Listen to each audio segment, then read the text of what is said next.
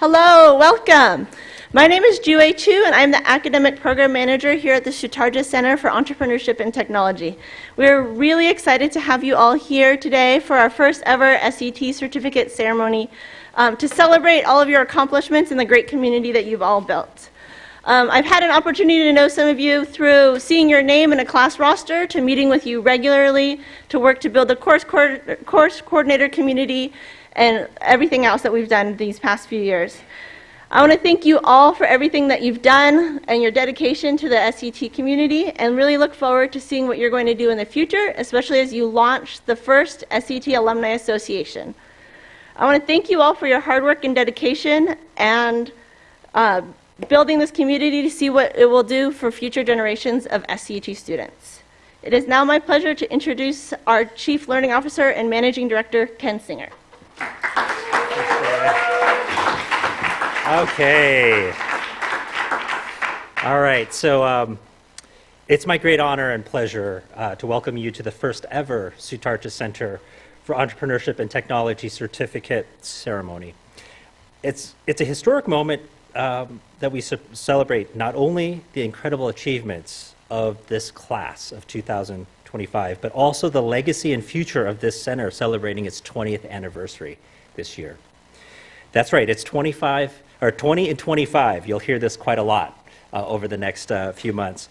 It marks our 20 years since the founding of SET. And it's 2 decades of building a global hub for entrepreneurial education, innovation, and impact. And today, each of you becomes a permanent part of that legacy. This moment is more than a culmination of coursework. It marks the beginning of a bold new chapter in your journey as innovators, builders, and change makers. Each of you has not only studied the frameworks of entrepreneurship, you've lived them. To all the parents and families here today, raise your hand if you're family and friends back there. Thank you. Your support, your sacrifices, and your encouragement have helped bring these graduates, and oh, by the way, and not discouragement. We sometimes have parents who don't want their kids to do entrepreneurship. So we want to thank you for being encouraging in their attempts to take on risk and to try new things. And so I want to take a moment to talk directly to you about something that might not be so obvious on the surface, what these students have actually been doing in their SET courses. At first glance, you might hear words like startup and entrepreneurship or innovation and think that this is only about launching companies. But SET courses are about something much bigger.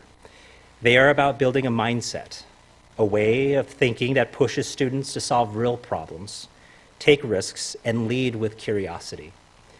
These courses challenge students to step outside of their traditional classroom, to work across disciplines, and to collaborate deeply in teams where success isn't measured by a test score, but by impact, creativity, and resilience.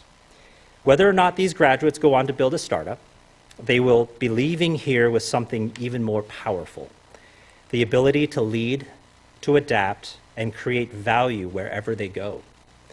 They've learned to work in teams that don't just function, they thrive on challenge, on diversity of thought, and on shared vision. That's not just preparation for business, that's preparation for life. So when you see your graduates today, know that they haven't just completed courses. They've built skills that are universal. They've learned how to start something from nothing, how to push through failure, and how to make ideas real. That is what SET is all about.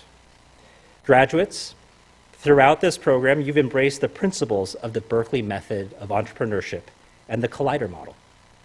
You've led with curiosity, challenged assumptions, and iterated fearlessly. You've learned that entrepreneurship isn't a checklist, it's a mindset. Oh, and it's not a certificate either. The certificate is just saying you accomplished these things, but they're just a reminder of the education that you have experienced. One grounded in resilience, collaboration, and a belief in the power of possibility. Your contributions have helped shape this community in profound ways. Among this trailblazing class, we celebrate 5 course coordinators who led academic initiatives in SEET courses with creativity and care, 5 DECAL facilitators who empowered peers through student-led innovation courses, 13 innovation fellows who pushed boundaries and explored both solutions to develop bold solutions to develop co-curricular programming for SEET students and the greater Berkeley community.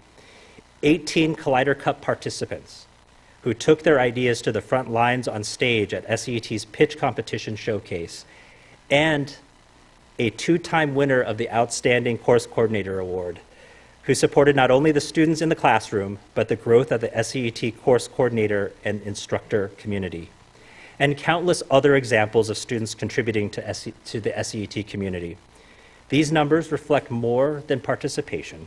They reflect leadership, courage, and the spirit of entrepreneurship that defines SEET. And while today we recognize your achievements, we also honor what lies ahead. You now join a global SEET network of forward thinkers who are reshaping industries, starting companies, driving innovation in established organizations, and forging new paths in academia and beyond. As we celebrate, yeah, go ahead. As we celebrate the first ever certificate ceremony and look toward the next 20 years of SEET, know that you are not just graduates, you're ambassadors of this legacy. You carry forward the values, the mindset, and the momentum that will continue to shape the future. So on behalf of the entire SEET team, congratulations on all you've accomplished, and thank you for being the class that made history today.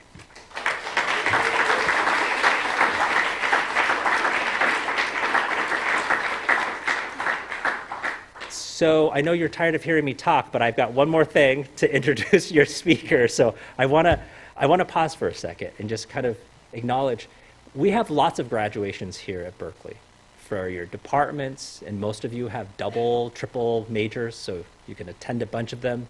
You've got the campus-wide, the college campus, or the college that you're in has a graduation, but those are very large. What I like about this is the fact that it is a very intimate group of students that we have worked with throughout most of your careers. And so it's actually, looking around, I recognize many of you, and I'm sad that you are all leaving us. So I just want to take a moment. This is a time to think about kind of the community that you really have built here. So we really thank you for doing that. And so I want to introduce someone special. Chai is a technology entrepreneur, writer, speaker whose work lives at the powerful intersection of innovation, ethics, and systems change. I'm going to underscore that, ethics. I think it's important that we talk more about that these days. As the founder and CEO of The Essential, an ethical commerce company backed by Y Combinator and some of the most influential venture capitalists and thinkers in Silicon Valley, Chai has helped shape a bold new vision of how business can serve both people and purpose.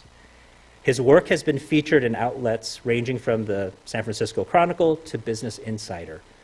A Forbes 30 Under 30 honoree and former UNICEF board member, Chai brings a unique, principled lens to entrepreneurship, asking not just what we can build, but what we should build. He advises a wide spectrum of institutions from high-growth startups and Fortune 500 companies to professional sports franchises and the city of Berkeley. Chai currently serves as the entrepreneur in residence at WeFunder, an equity crowdfunding platform reimagining who gets to own the future of technology. And perhaps most meaningfully for us today, Chai is one of our own, as SEET alum who embodies the very ethos of this program: curiosity, courage, and a commitment to real-world impact, and one of my first students to be in my program. I also attended his wedding. So, which was a beautiful, involving an elephant. So I was impressed. Please join me in giving a warm welcome to our guest speaker, Chai Mishra.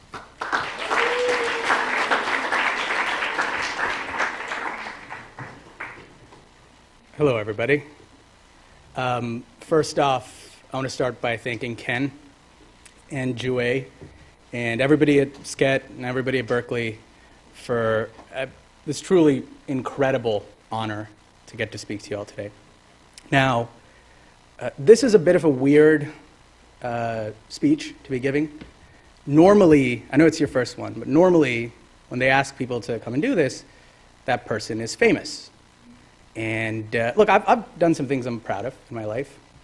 I started a company when I was 22 years old. I was lucky, it did well. I got to raise some money, work with some very famous people, serve on some boards, everything that Ken just said. But I'm not famous. And so just to get ahead of this, this will not be one of those speeches where at the end I pay off everybody's student loan. So set your expectations. I am a 30-year-old working entrepreneur. I don't really want to come up here and give you a mountain of cliches. All I want to do today is tell you a story. This whole speech will just be the story of the last 10 years of my life, since I was basically where you are right now. And specifically, the 5 unconventional lessons I learned. 5 moments where all the cliches that I had been fed, all the truisms that I'd been given my whole life, just failed me.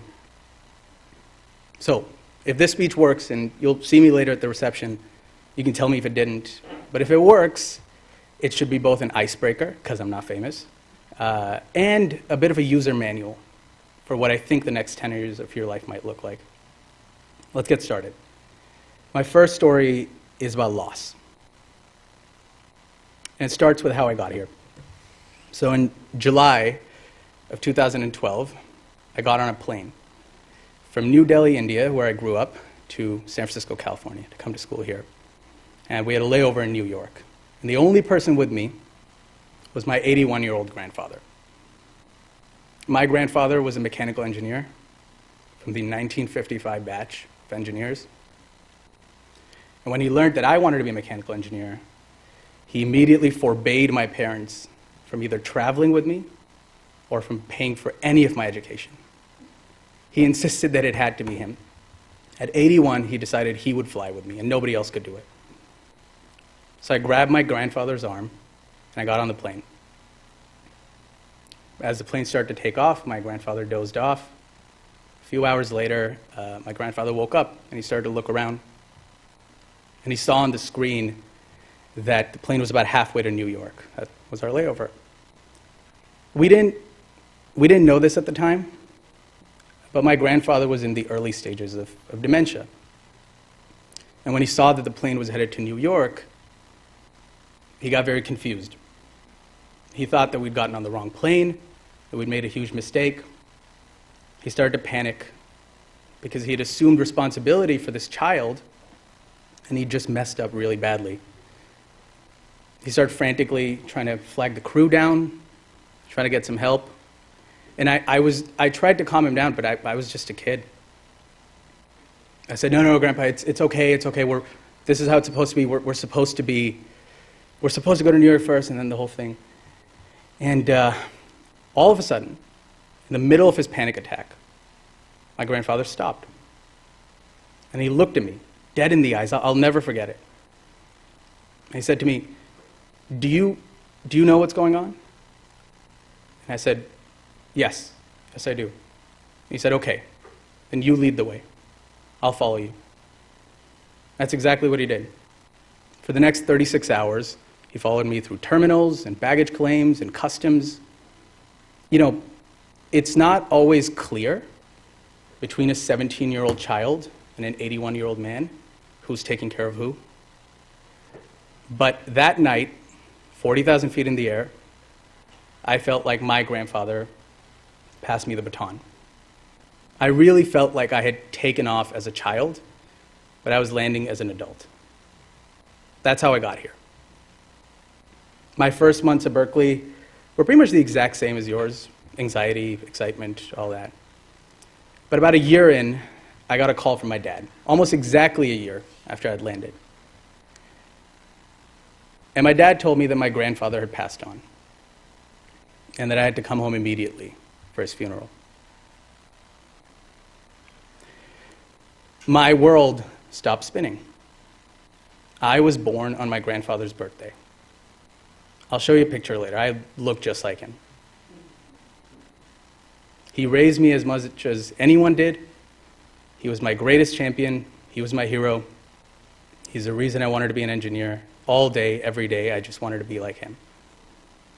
He was my mold. And with him gone, I felt like I lost the key to my own psyche, to my own personality. Those early months were the most confusing and discombobulating period of my life. But I learned a very powerful lesson. And it's going to be my first one for you today. If it hasn't happened to you yet, at some point in the future, and I'm sorry to tell you, you will suffer unimaginable loss. And it's going to be the kind of loss that shatters your self-conception. Whoever you think you are, whatever you've built up in your head, will be gone. And you'll be left alone to put the pieces back together. In those moments, the conventional wisdom, especially now, says to go out and find yourself, to figure out who you are and hold on to it tight. In my experience, you don't find who you are. You build who you are. There is no you out there waiting to be found. But there is a you out there waiting to be built. And nothing builds you like moments of true adversity. Misery, hear me, misery is a beautiful thing.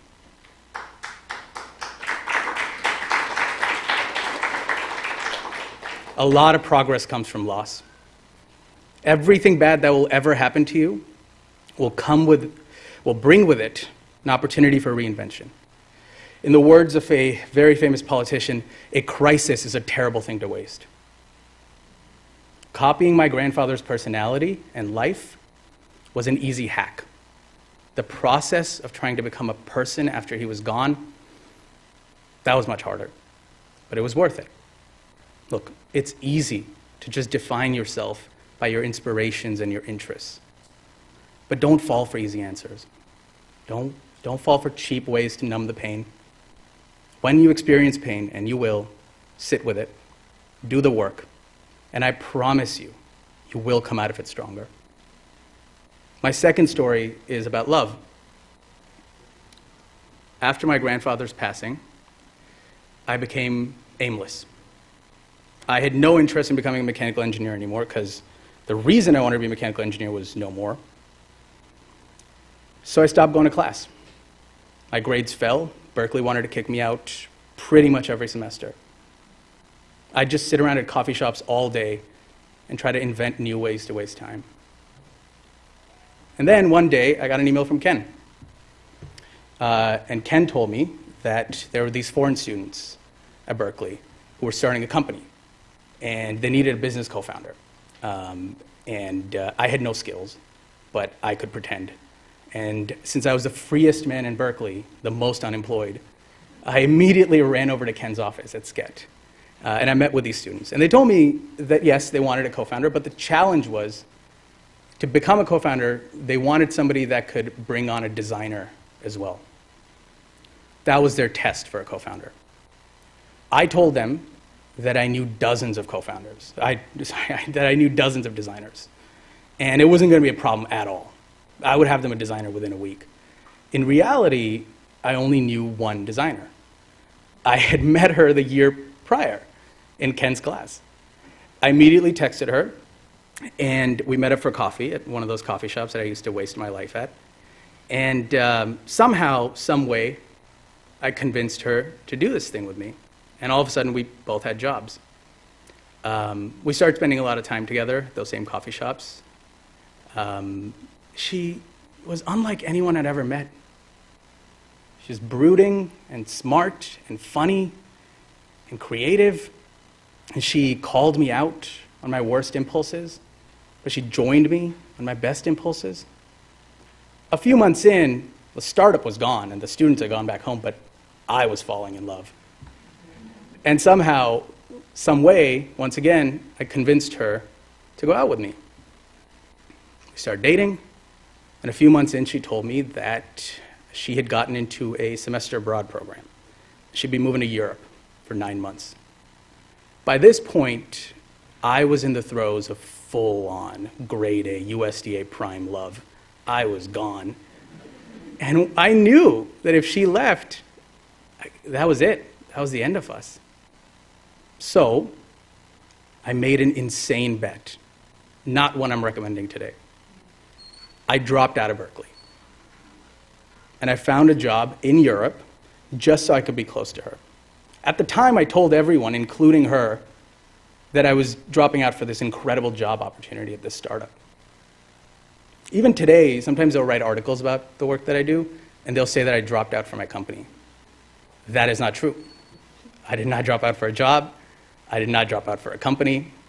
I dropped out for a girl. It was every bit as bonkers of a thing to do as it sounds. But it created something beautiful. That girl and I spent 9 months in Europe together. We went all over. Every weekend, we'd find some cheap $50 flight. We'd go to a new city in a new country. We went to Germany together, and Sweden, and Belgium, and Italy, all over the place. For our first Valentine's Day at 19 years old, we went to Paris together for $50. And look, I don't want to do any jump scares, but that girl is here today. It's 11 years later. She's my wife.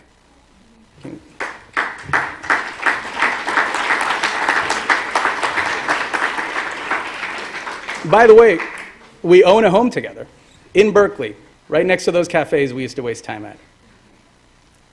Ken flew all the way to India and touched an elephant for my wedding. Look, here's the lesson. I'm not saying you should do as crazy a thing as I did. All I'm saying is the modern scientific method to life that we all grew up with, it preaches this sort of militant practicality and skepticism. It says that if you can't quantify something, if you can't perfectly, pragmatically explain the benefits of an action, then it cannot be worth the risk. It says that it is wise to keep your options open.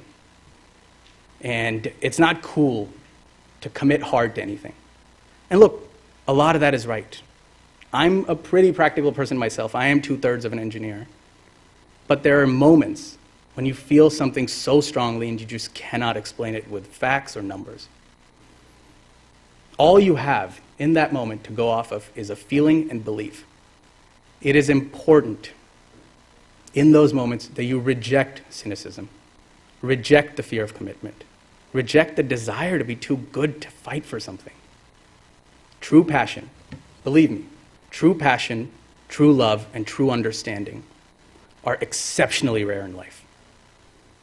You're lucky if you find them once or twice. Whether it is for a person or a company or a cause, when you find it, and I hope you will, believe in it. Fight like hell to make it real. And here's why that's actually a rational thing to do. Let me make my case. This is my version of Pascal's wager, but for love.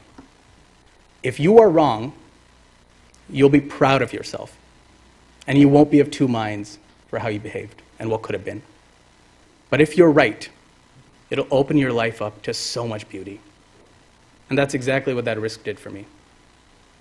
I didn't just find...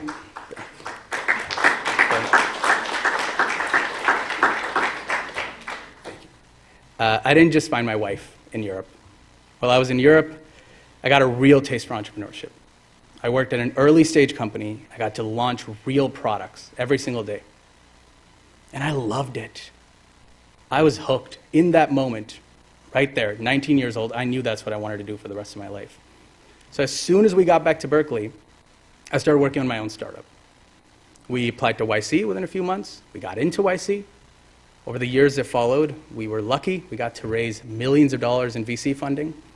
We got to hire dozens and dozens of people, hundreds of thousands of customers. And we had to work with some very famous people, even some celebrities. And that startup dream would have never happened for me if I didn't have to walk through the wilderness after my grandfather passed, or if I didn't put everything on the line for a girl. And that startup dream lasted exactly 4 years for me, because the pandemic hit. And all of a sudden, it changed everything. We were launching an e-commerce business. And We were building up to this big launch in 2020. We had 100,000 customers, millions, all of our entire bank account invested into it. We built up this whole supply chain, and our big launch day was going to be, and this is true, March 1st, 2020. Yeah.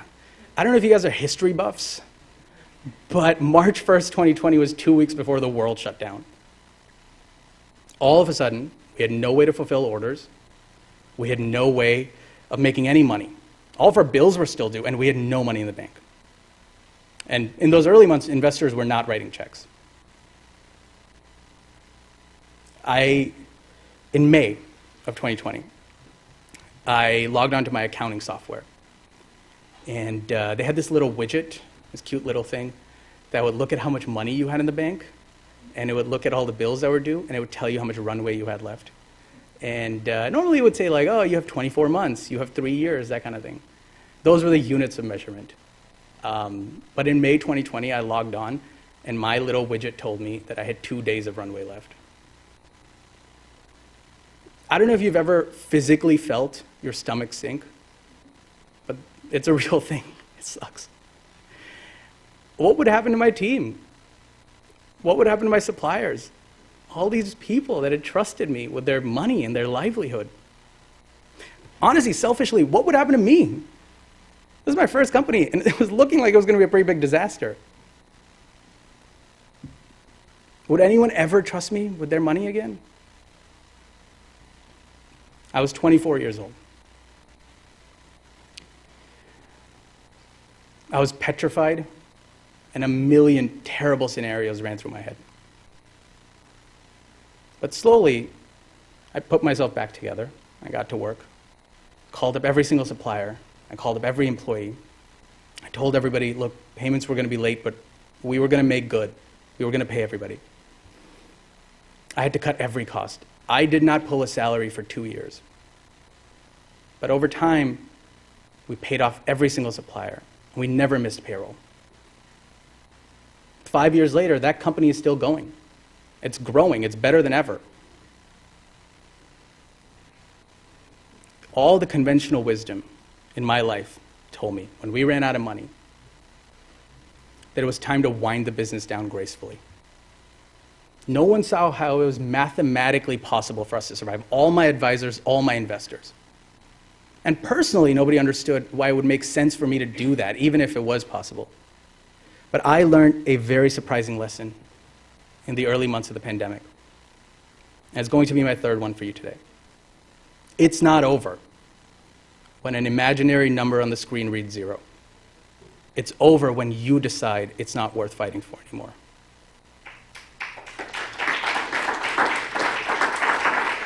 Look, thank you. There is no shame in failure. I'm proud to be in an industry and in a country that not only supports, it celebrates failing forward. But I worry. I worry that sometimes in an effort, especially in this generation, to be accepting of failure, we forget about the beauty and the value of grit. We forget just how much we are all capable of. Yes, you can call it quits, but what if you didn't? What if you kept going? Every time you hit a dead end, what if you keep going? What if you challenge yourself? What if every time you think you've reached the end of your potential, you're at only about 10%? Look, grit is not the fear of failure. It's actually about having an incredible comfort with failure, such that you can play with failure. Grit is about challenging yourself to do something greater than what you thought was ever possible for you. It's about knowing the odds full well, but still trying because that's how comfortable you are with failure. It's about finding the true outer limits of your ability. I turned 30 not too long ago, and the thing I'm proudest of, looking back in my 20s, is that I truly found the outer edges of my abilities. But I'm sure I'll be wrong, and they're actually much further than I think they are. And that brings me to this moment, and a lesson about feeling worthy. 9 years ago, I sat on the other side of this interaction, and I pulled a sham. Even though I was nowhere close to graduating, Berkeley in all of its kindness, let me walk with my fellow batchmates. And even though I was not going to be getting a degree that day, my entire extended family flew in, all 10 of them, to watch me walk at this sham of a graduation. At this point, I felt like such a phony and such a fake. I was, let's get the real straight, I was a college dropout with a short and middling academic career, a company that was going nowhere, and no ability or interest in mechanical engineering. And I was walking in the engineering graduation. At one point, out of sheer awkwardness, I leaned over to my dad, and I said, you know, Dad, one day Berkeley's going to ask me to speak at a graduation. My dad smiled, and he nodded, and neither of us believed it. Why would we? That's insane. I just said it because I had to say something. Today, as I speak to you, I feel like a phony and like a fake. I keep thinking there must be someone else. They cannot be scraping the bottom of the barrel like this. There has to be someone who built a bigger company, or hired more people, or raised more money. Look, at every point in your career, you will feel like a phony, like a fake. You will feel like there is someone else more worthy and more capable of handling the opportunities that have been given to you. And you will not be able to convince yourself otherwise. So here is my lesson for you for those moments. Do it anyway. Conventional wisdom tells you that imposter syndrome is like some mole that can just be surgically removed from your body by posting about it on Instagram and talking about it with your friends. In my experience, the only real way to chip away at imposter syndrome is to do the work. Get so good at your craft that you are undeniable, even to yourself. Look, imposter syndrome is real and it is rough. But it does not stop you from just doing the right thing anyway. Ask yourself, every time you feel like an imposter, ask yourself, what would I do if I felt like I belonged? What would I do if I felt like I deserved this opportunity? And then just do that thing. Walk the stage tomorrow. Go get that job. Ask for a promotion. Give that speech. Do it with a big smile. Do it anyway. Everyone around you feels like an imposter. So take this from one imposter to another. You'll never feel worthy or ready. Do it anyway. And that brings me to the last part of my speech for today. After 9 years of running my company, putting everything into it, I decided I wanted to do something new. It's not that I care any less about the company. I'm bringing in a CEO who's more capable than me and will do a better job than me. But I have felt for many years now that there are big problems in the world and no one's doing anything. We're all just afraid. None of us are acting. And look, I read the surveys. I know you're afraid. I know you're afraid of what your career will look like, what your life will look like, what the world will look like around you in 2025. I know you're worried about AI, and climate change, and democracy, and human rights. And look, I don't blame you. I don't blame anyone in this generation. There is a helplessness industrial complex out there, trying to convince you that things are irreparably bad, that it's already too late, that all any of us can do at this point is just to sit back and distract ourselves as things slowly get worse. But here's my final lesson to you, and this is the thing no one will say. These are not settled questions. And like every group of young people before us, it is on our generation to settle them. You are not mere spectators. You are active participants in this story.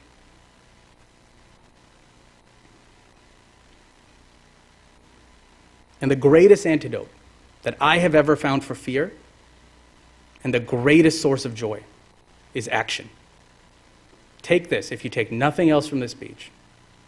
Every time in your life that you feel afraid or you feel deprived of joy, just take action. It works every time. It's a beautiful thing. Try it. If you're worried about the direction that AI is headed, go work at an AI lab. Start your own AI lab. If you're worried about the direction that climate is headed, work on green energy. Work on decarbonization. If you're worried about democracy, run for office. Work for a nonprofit. Make art that captures and soothes the anxiety of your generation. Make technology that brings about an era of true human abundance. Pick a craft, any craft, and make its rivers run full with your personal output for the world. You are, and let me get this straight, this is what I'm told, you are the UC Berkeley graduating class of 2025. Most of you are either aspiring entrepreneurs or are going to be working at the most impactful institutions in the world. I know it doesn't feel like it. I know it. But just trust me on this one. You are entering an incredible period in your own lives and in the history of humanity. And you, more than any other room in this world, are perfectly positioned to play a role in shaping it. In the starting years of your career, you will have a singular opportunity to not just solve existential problems, but to bring about an era of unprecedented peace, prosperity, and progress. Believe me, there is no other room of people in the world where this is more true. Ask yourself, truly ask yourself, UC Berkeley class of 2025, if not you, then who? If not now, then when? And remember, you're about to go on a wild and beautiful journey. Take this message with you. When the world gets loud and uncertain and confusing, and it will, choose to build yourself, not find yourself. Choose to love deeply, even if it doesn't make sense. Choose to keep going, even when there's no map. Choose to act, even if you don't feel ready or worthy. Choose to lead the way, especially when it's scary. Class of 2025, I promise you something. Like my grandfather said to me on that plane, when you lead the way, we'll all follow you. Thank you.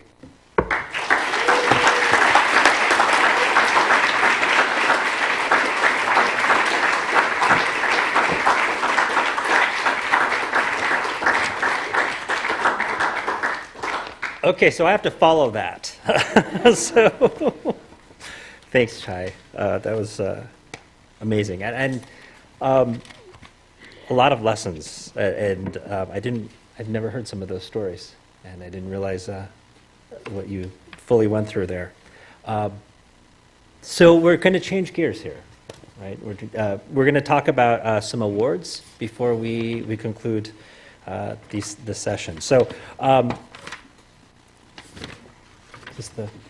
not sure if I'm missing a page. That's correct, right? Yep. All right. So, all right. It is a true honor to recognize Danica Tang as this year's SCET Innovation Education Champion. Now, it's a title she exemplifies in every sense. Guided by the ethos that education is for improving the lives of others and leaving your community and world better than you found it, Danica not only believes in the transformative power of education, but actively brings it to life through her work. She has consistently inspired and empowered others through teaching, mentorship, and visionary leadership. I'm going to tell you a little bit about the work she's done. Danica has made a lasting impact on our community by spearheading an ambitious Innovators in Residence DECAL class, leading marketing initiatives and developing a high-impact networking program for SCET fellows, and supporting students as a course coordinator for designing startups to transform society and technology entrepreneurship. Her dedication and creativity has left an indelible mark on all who have had the opportunity to work with her. She started her dedication to SCET early in her academic career. As a sophomore, she enrolled in SCET's Challenge Lab, designing startups to transform society. She and her team took on the ambitious goal of making STEM education more accessible to middle and high school students, a mission deeply rooted in her own experiences. Impressively, she continues to build upon and evolve this idea, consistently demonstrating both passion and perseverance. Danica led and developed the SCET Innovators in Residence decal, which has proven to be an effective model that supports aspiring entrepreneurs with the mentorship and technical knowledge that they need to bring their ideas to life. In scenarios where teams often can feel paralyzed without a technical expert to build a functioning MVP, she would step in as a unifying force, bridging gaps, mobilizing her peers, and driving progress. During this time, Danica took on the role of marketing lead for the SCET Fellows Program, a distinctive gamified initiative that empowers students across campus to cultivate their innovation and entrepreneurial skills. She significantly expanded the program's reach by partnering with student organizations and launching a networking challenge that has since become a cornerstone of the experience. Now, Danica continues to be a leader in the classroom as a course coordinator for multiple classes for very well-seasoned instructors at SCET. One who said that he has had dozens of course coordinators at Berkeley, but none were more engaged in learning, available for students when they needed her, or efficient and complete with her duties than Danica. What a pleasure to have her as part of my team. That was from one of our more demanding professors who had said that, and we were duly impressed because he rarely says nice things about people. So we had to double check. We're like, is this actually from his email address? Her strong research capabilities were further underscored through her contributions to a published study on implementing near-peer mentorship in the classroom, which is going to be the future of education, as well as a report analyzing the impact of gamified induction-based pedagogical methods, both impressive accomplishments for an undergraduate. Danica truly embodies SCET's mission of empowering innovators to create positive change in the world. We are deeply grateful for the energy, creativity, intellect she has brought to our community. As we celebrate her remarkable achievement today, we also look ahead with excitement to the continued impact she will undoubtedly make in education and beyond. Congratulations, Danica.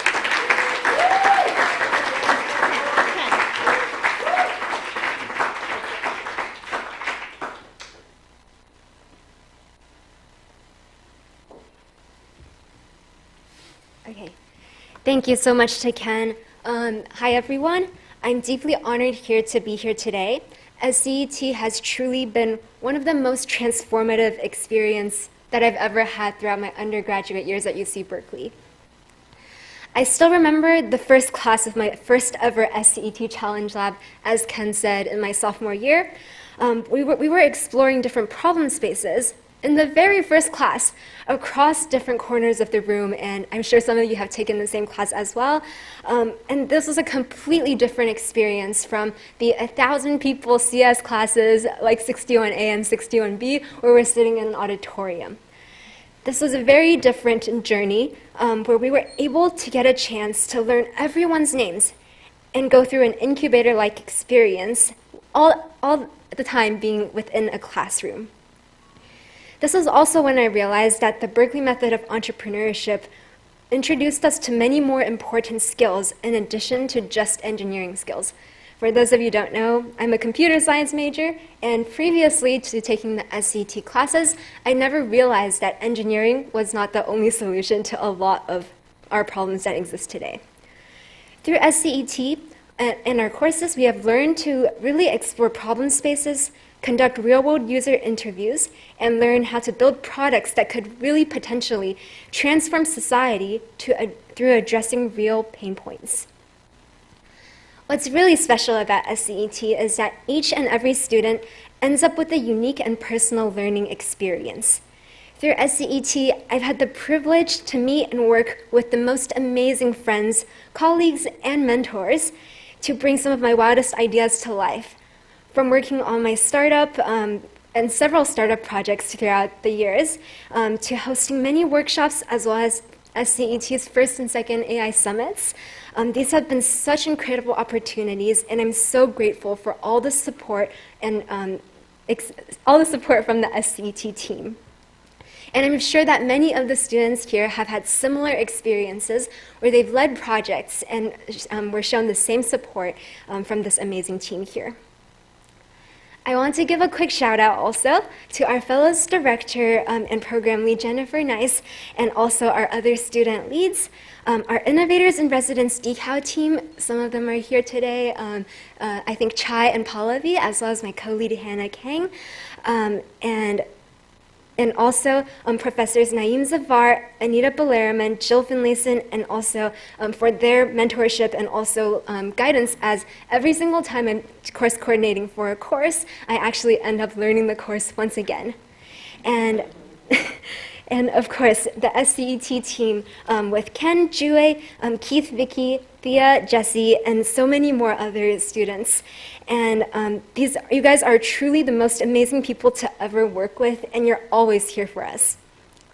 And also, of course, thanks to my family who are here today also for their support.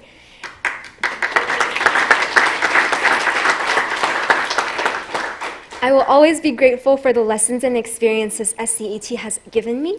Thank you, SCET, once again, and as always, go Bears.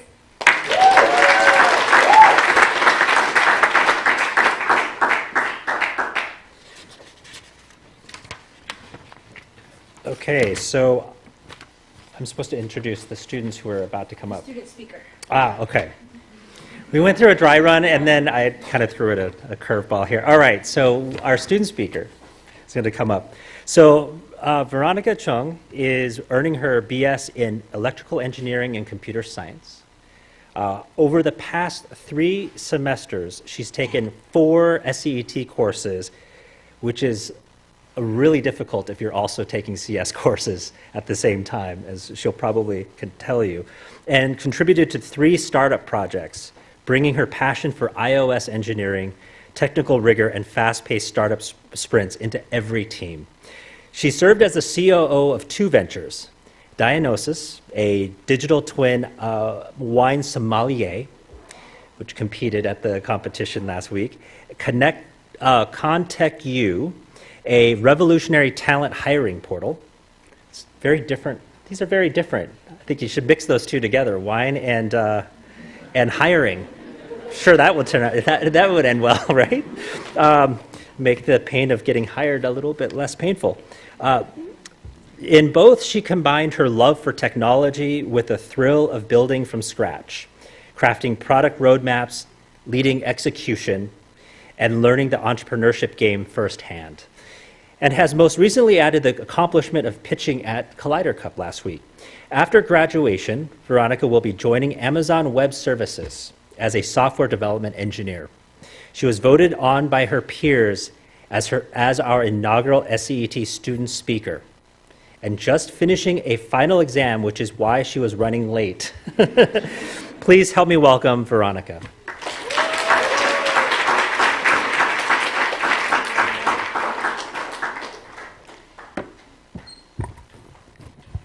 Yes, and I do apologize for being late. Just finished the final, EE 122, Introduction to Networking. And shout out to Danica. She's my TA for not 1, but 2 classes. Danica's awesome, and yeah, congratulations. All right, so dear esteemed guests, faculty, members of the SCET community, and my fellow graduates, it is with deep honor and gratitude that I stand before you today as a graduate speaker of the Siddhartha Center for Entrepreneurship and Technology Certificate Ceremony. My name is Veronica, or Ronnie, and throughout my time at Berkeley, I took 4 classes from SCET, and just this semester I took 3, so that's like a lot. And I hope, given that I was voted by, hopefully you guys will share some of the experiences that I've had, which I'm about to share. I'm deeply honored to receive the certificate, along with my Bachelor of Science degree in Electrical Engineering and Computer Sciences here at Berkeley. But what makes today even more special is that not only are we the first SCET certificate ceremony, but like all of our parents, friends, everybody celebrating our accomplishments as a class of 2025. We're making history together, and it does feel like a dream come true, graduating from like a top engineering and entrepreneurship school in the world. I want to begin by, first of all, congratulating everybody that's here. Please take a moment and pat yourself in the back. Come on, don't be shy. Pat yourself in the back. Yeah, how awesome is that? Like, everybody that is sitting here, all for graduates, has at least contributed to at least one startup idea. And let's just say this is not like common for like every university in the United States, let alone the world, to have like a program like this. So I just feel deeply honored that I'm just a part of the SCET program. And diving into the ecosystem within like founding and entrepreneurship has been so incredibly rewarding for me. The real magic of SCET, it lies in its diversity, not just in background, but in thought.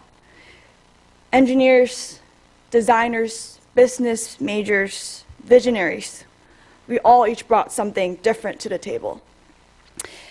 I'm gonna be honest, as an engineer, at first I was like, I can do this on myself. I don't need a business major, a HAS, person, if you will, to tell me what to do. And little did I know, working with a bunch of super smart and intelligent MBA and BA students from Haas, it blew my mind. They're actually super smart, and it overthrew every like stereotype that I had in my mind. So congratulations, you earned like an engineer's like praise. You're welcome. I'm just kidding. Shout out to Haas people. Yeah, so we do represent the future. Diverse, brilliant, and bold. And as you can tell from my degree, I'm coming from an engineering background. I'm usually buried in the technical details. And yes, I'm one of those stinky eeks people that spend her weekends at Korean soda, but I do shower. I don't always get to shape ideas from day zero, and SCET changed that. SCET gave me a seat at the table where ideas are born. It reminded me that engineers don't just build. We dream, we innovate, and we lead. And we also do argue with business majors on how things should be built. And that's a whole different story with product managers, but I didn't take the product managers class. I wish I did, but I got waitlisted. Anyways, so I do remember when at the start of the semester, I did try really hard to get into 3 classes. Professor Naeem's Technology Entrepreneurship, Professor Shomit's Amazugo class, and Professor Anita's Designing Startups to Transform Society. I was out of credits because I'm taking 2 other techs for EECS, so I was desperately, and I mean desperately, emailing Jue to get off the wait list. And when I went to Professor Naeem's class, I went there a class late because I didn't know I was supposed to go as a waitlist. He asked me, why do you want to join my class? Well, I kind of stuttered because at the time I didn't really know. Well, I wanted the certificate, of course, but I just stuttered and told Professor Naeem, I don't want to work for the banana overlords forever. But I can tell you confidently right here today that it's so much more than that.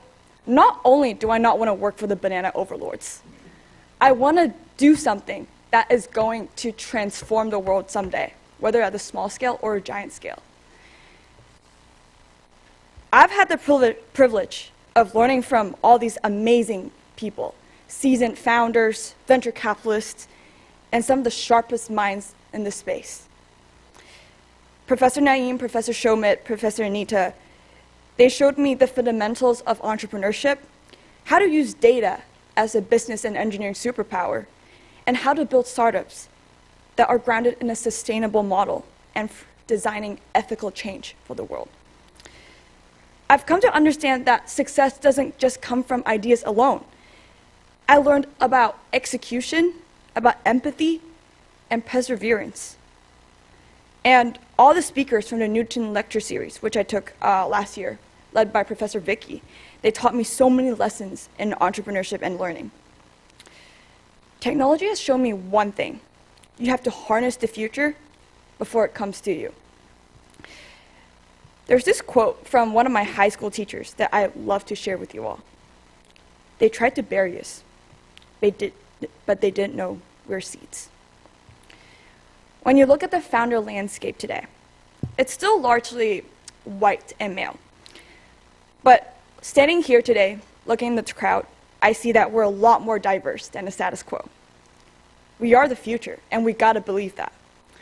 Right here in Silicon Valley, right now, we have the power to reshape that narrative. So everybody here I've met at SCAT embodies brilliance, hard work, curiosity, and a relentless drive to succeed, and I'm so honored to meet all of you guys. But it honestly hasn't been easy. For me personally, balancing a part-time job, 2 technical classes in EECS, and 3 entrepreneurship courses from SCET, which is basically like running 3 startups at once, it was quite intense. And for context, my part-time job, I work at Quizlet as an iOS software engineer. That's 20 hours of part-time work. So along with my 2 technical classes in networking and in, what's my other class? Oh, chip design. And 3 entrepreneurship courses. It's basically doing a bunch of stuff at once. But I honestly tell you, I would not trade my experience for anything. And I know I'm not the only one.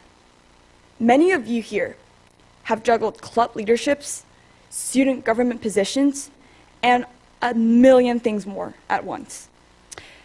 Though, let's be real, we go to Berkeley. Of course we're tryhards. So every all-nighter and every pitch deck revision, it was so worth it. And I hope your parents know that every time you miss their calls or, ignore their texts, we're probably working really hard and not, getting drunk at Kips or whatever. What SCET gave us, it isn't just a certificate or a portfolio of projects. It gave us a mindset. It's the soft skills. It's the intangibles. We learned to embrace failure early. Like Master Yoda said, do or do not, there is no try. It is incredibly noble to commit yourself fully to an idea or a vision, and then work tirelessly to bring it to life.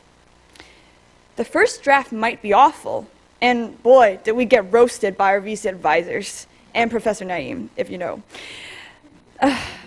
But it is the courage to start that's propelling the growth. And skepticism or rejection, it only makes us stronger. I remember emailing the TAs and people for my SCET waitlist, and they said, well, we don't know for sure, And every single time after class, I walked up to one of my professor, Professor Schomitz from Amazugbo. I was like, please, please. I didn't know I was practicing entrepreneurship at then, but I realized just going up to him, pleading, convincing why I'm worth it, why I'm awesome, that was proving to him that I could be one of the potential entrepreneurs or founders, if you will, that could also get off the wait list, hopefully, and I did. So it taught me to be bold. It taught me to be unafraid, to share my ideas, even if they're just half-formed, and to believe that I can change the world, not someday, but today. Storytelling, pitching, advocating for ourselves, it's all essential, whether we're launching a startup or asking for a well-earned promotion. All these lessons, they don't just stop in entrepreneurship. They extend to every single aspect of our lives. These skills, we can start building our careers in product, business, engineering, and design. They're all transferable, and they're life-changing. Something that I came up with just now, just sitting there listening to what Chai said, it was about the constant urge for combating imposter syndrome and how hard it is to just believe in yourself. For context, I'm also a transfer student, so I did all of the coursework, I speed run it in 2 years. And for the longest time, I suffered from the most intense imposter syndrome. I don't know if you shared this experience, but 2 years ago, every time I open like the LinkedIn app, I get sad. Not because I hate myself or anything. It's just looking at my peers doing so many awesome things, being so cool, and getting these awesome internships while I had nothing. It made me feel bad about myself. But being at SCET, being like, after 2 years of Berkeley, it's not just about building confidence within, but also gaining the abundance mindset personally. One of my professors told me, the abundance mindset is what makes us rich. It's not about the scarcity mindset of, oh, if this person gets this internship, I wouldn't have anything. Success is not a zero-sum game. The world is big enough for all of us, even those people at Stanford. The world is big enough for all of us. The world is large enough for all of us to succeed. And there's this awesome quote that I think every time I get like, not jealous, but just a little like, about other people's success. It's called get curious, not furious. Ask them, how did you get there? Ask for a coffee chat. Ask them, what steps did you take to get to the awesome place that you are right now? And from that point onwards, and also after all the grit, all the hard work that I have done over the past 2 years, every time I go on LinkedIn, I see someone succeed, I'm like, that's so awesome for them. They are a champion, I'm a champion, we're all champions here. So, there's a quote from Timothy Chalamet's SAG Award speech that I would love to tell you all. He said, "The truth is, I'm really in pursuit of greatness. I know people don't usually talk like that, but I want to be one of the greats." I feel that too. Well, I know I'm not going to be Meryl Streep or Daniel Day-Lewis at the Oscar stage someday, but perhaps all of us have some sort of idea of becoming the GOAT of a certain industry. I don't think it's pompous. I think it's really honest to aspire to something at that height. Because ambition without action, that's just wish. And here at SCET, I can assure you, we've been doing all the work. I know I'm not quite there yet, but I'm climbing. And I know many of you here are too. I see you Skydeckers, okay? I see you YC A16C speedrunners applying 3 days ago, I hope. Everyone applied, right? Just so we know. I did apply. Yeah? Hell yeah. Okay. All of you have ambitious dreams, and I'd say go for it. Because don't let anyone tell you that they're too grandiose or too big. I really sincerely celebrate the dreamers, the builders, and the doers. The ones who dare to ask, what if? And actually go out and test it. All of us, the people who show up with big ideas and with even bigger hearts. We're young. There's plenty of room for failure. If your parents ask you, oh, you're launching a startup, what about this very steady, income that you're about to have? Tell them, I can go apply. I can go leak code again at 30, or 40, or 50. There's still time. We can't let this scarcity mindset of saying, oh, if I don't finish this by the time I turn a certain age, I'll fail. Life is not a zero-sum game. Success is not a zero-sum game.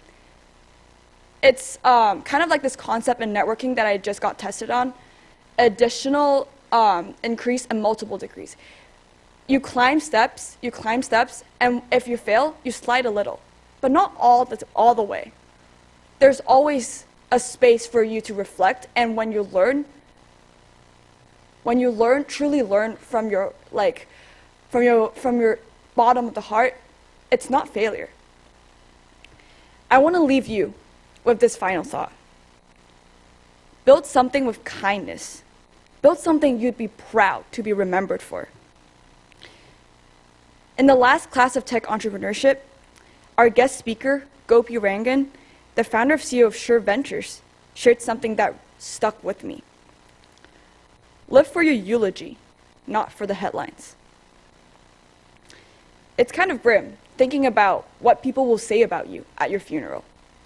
But it's kind of optimistic when you think about how people will remember you for something awesome, something beautiful. We're all powerful, and we can all aim for something beyond money, power, glory, or fame. The world needs empathy, equity, and courage now more than ever. Let's all use our skills to build something that will change the world for the better. There's no single path to becoming a founder, but SCED has shown us how to lead with resilience, with heart, and yes, with a lot of market research. My hope is that each of us will carry this mindset forward, to build, to have setbacks, and it's okay, comfortable with setbacks, to start our own companies, to join startups or established firms, to work in venture capital, or even just quietly driving change in our communities. We have the power. We earned our degree, we earned our certificate, we earned our spot. This entrepreneurial spirit shall stick with us for the rest of our lives. Stay curious, stay bold, and don't let the world dull your creative spark. We are extraordinary. Congratulations, SCED class. We did it! Woo! Now let's get out of that door and build something spectacular. Thank you, and go Bears. Great. All right. So, I was an entrepreneur many, many years ago. I was a Berkeley dropout, just like Chai. I think that's probably why we got that. Yeah, we're kind of vibing here, as the kids say. But I came back and finished. But this is why they don't have either of us speak when students enter Berkeley. Let's talk about dropping out versus when you all are about to graduate. Parents, this is they're going to get their degrees. So I do want to point out, when I was in school a long time ago and starting my companies, I was the lone minority in almost everything I went to. So every kind of networking event or venture capital firm, there was one, maybe the rare Asian VC, but they were junior or Indian VC. It was very early times. And I was always confused as the CTO of the startup. And literally, they would wait for the CEO to show up, and it'd be 10 minutes into the meeting. I'm like, I'm actually here as the CEO. But I look around and I look at the students who have been going through our programs, and I'm proud to see that it has changed. It's much more diverse, which is why I'm so thankful. I'm not the one who's going to say the names of the graduates coming across. That honor is going to be given to Benicia Jude, who will be reading the names because she's practiced them, and thank God, thank you for doing this for us. While she is not receiving their certificate today, she is graduating tomorrow with a double major in public health and data science, and has been an integral part of our community, having taken how many classes with us? Four classes, and has been the face of our semesterly pitch competition, Collider Cup, as a 4-time MC. We're going to miss you. I don't know how we'll replace you. So let's begin. Now, the graduates, please follow Jue and Jesse's lead as they will direct you to the stage to receive your certificate. The certificate themselves will just be emailed to you if you haven't received it in previous semesters. So this is partly ceremonial, but you'll get the official thing in email. So I'm going to hand it to you. Benicia, and then Chai.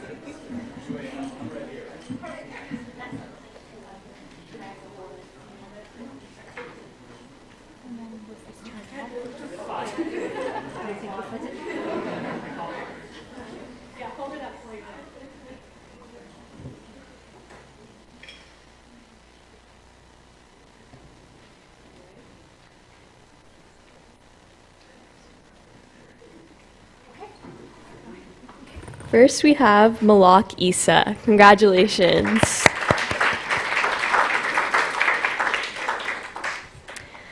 Layla Ishmael. Thank you. Ana Gonzalez.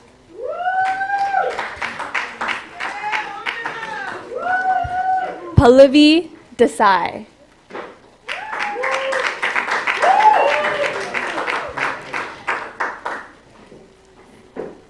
Jason Huang.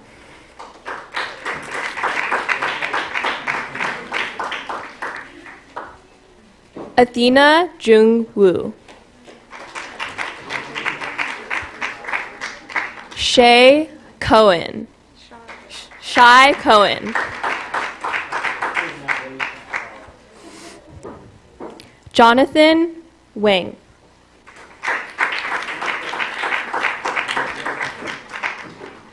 Veronica Chung.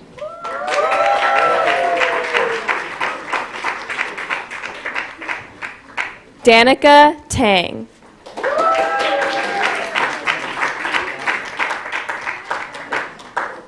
Charlie G.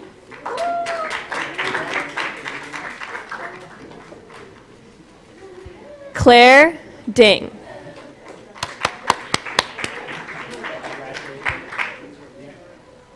Vivian Chang.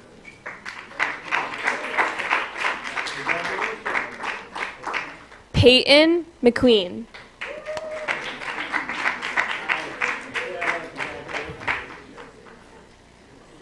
Rakmat Malik.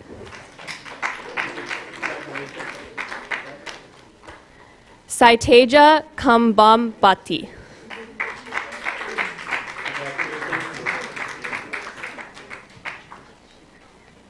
Junji Shi.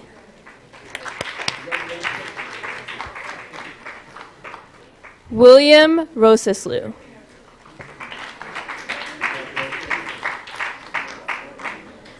Toby Wu.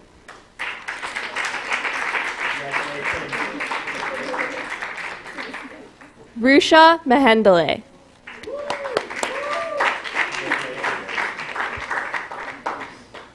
Chandani Pari Jain.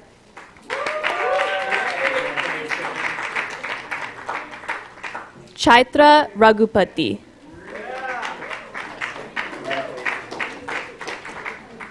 Harshita Venkatesan.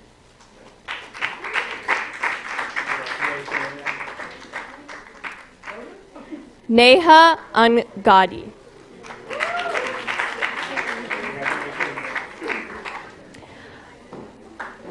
Eileen Wu.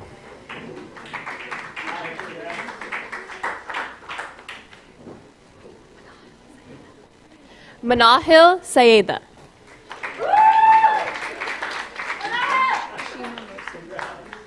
Shima Mosin.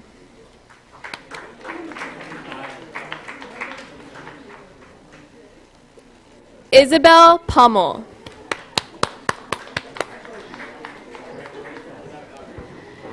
Caitlin Richardson.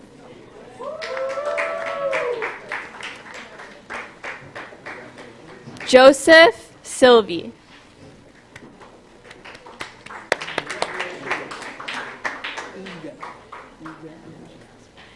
Iga Andita Lastari.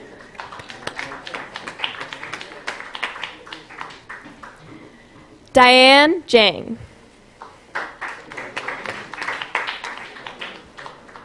Arav Misra.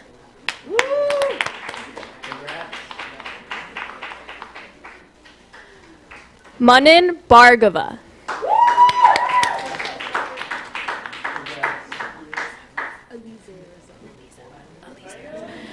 Alize Raza.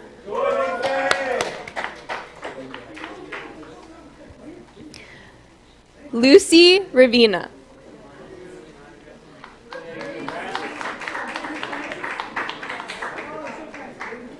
Alexandra T. Monis.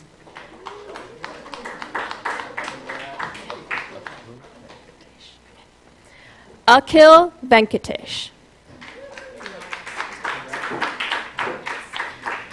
Madison Bonis.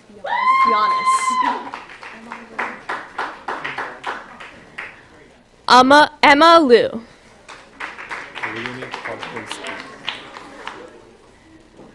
Leonid Polkowski.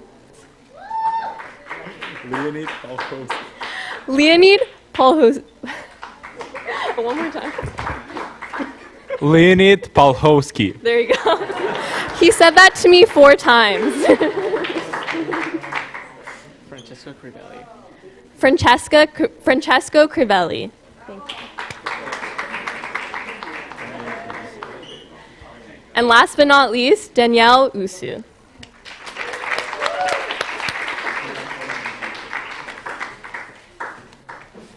And let's give a big congratulations to all the graduates.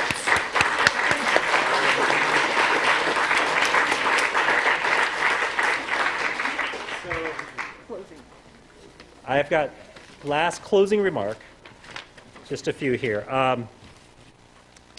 All right, so they had asked me to stay on script, but I think we're running out of time, and also it's really hard to keep me on script. So look, I think the major message we want to leave with you all is live an authentic journey. I think if you saw what Chai was talking about, it's not going to be scripted. Life is going to throw you some weird curveballs. You're going to have loss and you're going to have love that you will not expect, but we are expecting you to rise from them and to embrace it. So, and then also contact us when you start a company, because we want to be part of this journey too. Don't think of Berkeley as a moment in your life that you experienced 4, 5, or in my case, 7 years. That's a different conversation. Berkeley is your home base. You should come back when you need Berkeley, and you should come back when Berkeley needs you. And right now,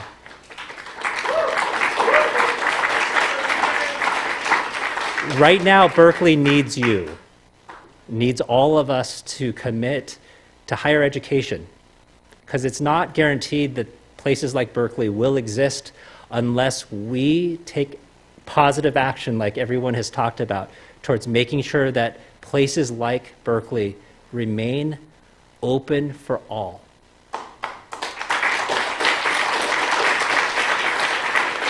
So be committed to also being excellent, because you represent us when you go out in the world. Be ethical in the choices that you make, because it's not just you that you're making choices for, it's for the entire Berkeley community as an entrepreneur. Your success is our success. Your painful failures are also our painful failures, but your unethical behavior becomes a mark on us. So be ethical. Keep each other in check. As you rise, take each other with you, and we look forward to being part of your journey as you enter the next phase. So congratulations, everyone. All right, go Bears, and we'll meet you guys out in the reception.